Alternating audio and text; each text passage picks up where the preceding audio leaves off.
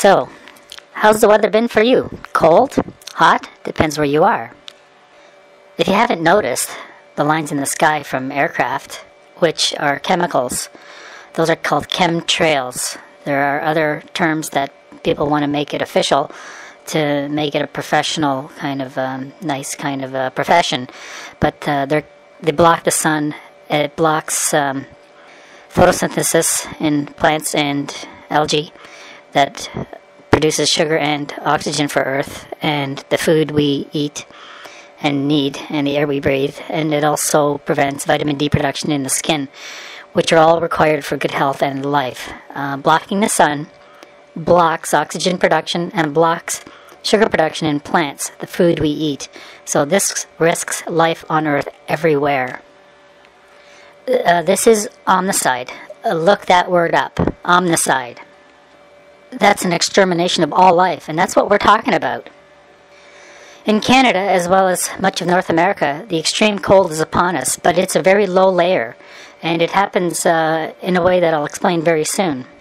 One really good example, and you can look this up, for May 1st, 2013, Amarillo, Texas. One day you have 100-degree weather, and the next day you have snow. In one day, the difference. So from 100 to snow in one day, anybody who thinks that's natural needs to have their reality examined. With the kind of temperature drop that you're talking about, the kind of the endothermic reaction that you're talking about when the ice nucleate, they need a lot of moisture for that.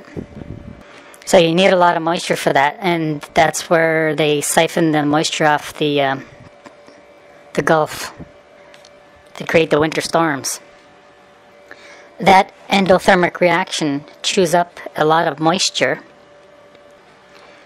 and it creates a descending layer of cold air, a kind of thin layer also.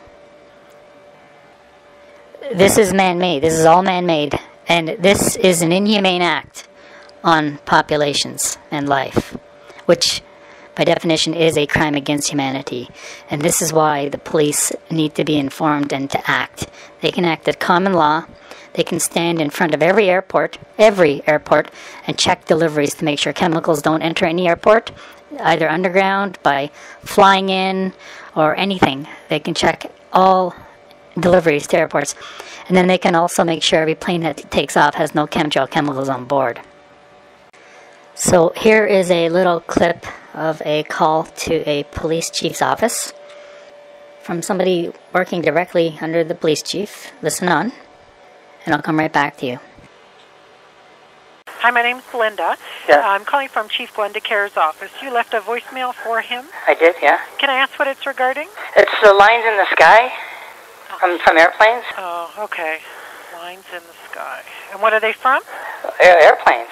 You know what I heard helps? What? Tinfoil on your windows. What? Tinfoil on your windows. Really? Truly. I have heard by a bunch of people that that helps. How does that help? That I don't know. It's a little too technical for me. Tinfoil on your window? Yeah, to cover them up. Like even your car window? Well, no, because you need to look out of those to drive. But your home. Now, wasn't that ridiculous? Tinfoil on your windows, really. This is what you get when you call the police. In some form, something like that. I know that there are many police officers and other people with guns and badges who do not like what's going on and they don't know how to stop this. I have a plan here. Go to executivereasoning.com/globalmarch. It's 4 stages. If you have a better plan, do it. 4 stages. Stage 1. Using the forms, fill in the name of police chiefs and deputy police chiefs. Mail in to or fax in anonymously to several jurisdictions. Wait 1 week to see if they do a public response. If they do nothing as they've done so far, do stage 2. Using the names from stage 1, fill it in the appropriate place on page 1 of stage 2, where it says these persons failed to act, and fill in the names of stage 2 people, division heads. The top 2 division heads of every division in each police department jurisdiction. you need to mail your stage 1 document with the stage 2 to the division heads, showing how the chief and police deputy chiefs failed to act, and send that in anonymously. That's happened also, and nothing happened. But stage 3 is using stage 3 on there, naming everybody in stage 1 and 2 on the stage 3 form, and then serving through regular servicer, and handing it to anybody with a gun and a badge. And if they don't accept it by hand, drop it to their feet. Make sure you videotape it, put it on YouTube. And this will give service to police officers, the beat officers, that their bosses and their boss's boss, the chief's office, failed to act. And the police can act at common law. It's written in the codes. Police can act at common law. And since their bosses and their boss's boss failed to act, that is a crime. That's an accessory crime, and it's a few other crimes, including crime against humanity.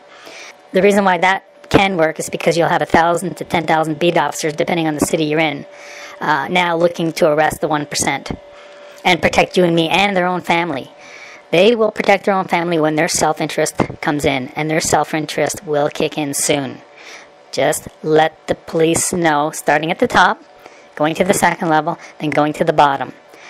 Stage 4 after that is by going to the courthouse and doing a private prosecution to everybody named in stage 1, 2, and 3, putting them in criminal prosecution eye through the courts, through their system. So it's this is really worth trying.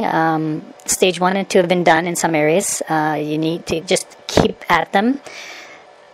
And if the documents are widespread, far and wide, if 100 million of these documents are out there, whenever there is a crimes against humanity case, there will be tons of forms that can be easily mailed in, faxed in, scanned in as evidence against the people named. We need these people named so that they can act or fail to act. And if they fail to act, then we need to start using common law and going after them.